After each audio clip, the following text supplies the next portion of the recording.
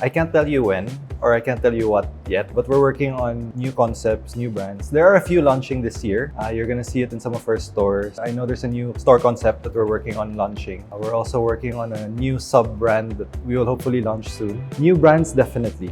I think that's very aligned with our vision in the company naman of building brands for the world. Emphasis on for the world.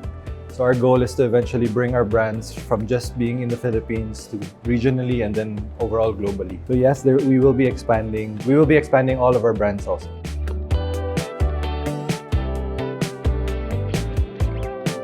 I think we've always been brought up that retail, our business, fashion especially, is a mix of art and science. So that's also how we conceptualize our brands. There's some that are just art, it's just a feeling, it's just an intuition. And then there's also a lot of numbers behind it. So we do a lot of market research. Our goal is to serve the Filipino people. So if we look at the Filipino people, our population, our demographic, we also try to look at what kind of market exists, that where can we introduce new brands in. So that's the science part. And then the art is really just, if we see something cool we like, pwede to, then we really try to put it together. That's how Bocu started. It was really just passion, pandemic project of me and my siblings. So we decided to put together something that seemed cool, seemed interesting, and then it has grown over time. So it's really a bit of both, a balance of both.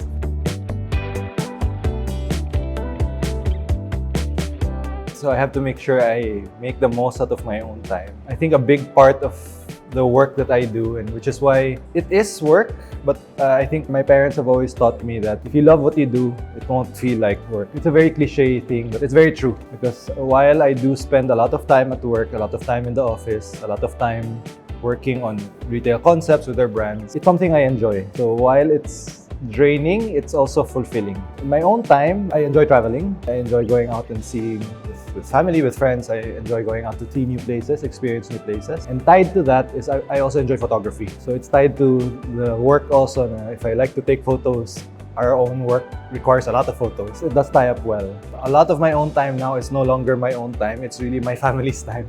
So I do have to spend a lot of time with my family. I have young kids, so I really try to spend more time with them so I can help raise them well.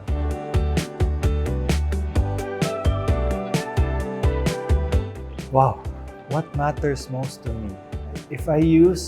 I think I will use the practice of prayer, for example, to answer this question. When I take time to pray, I pray for the most important things in my life, the things that matter most to me.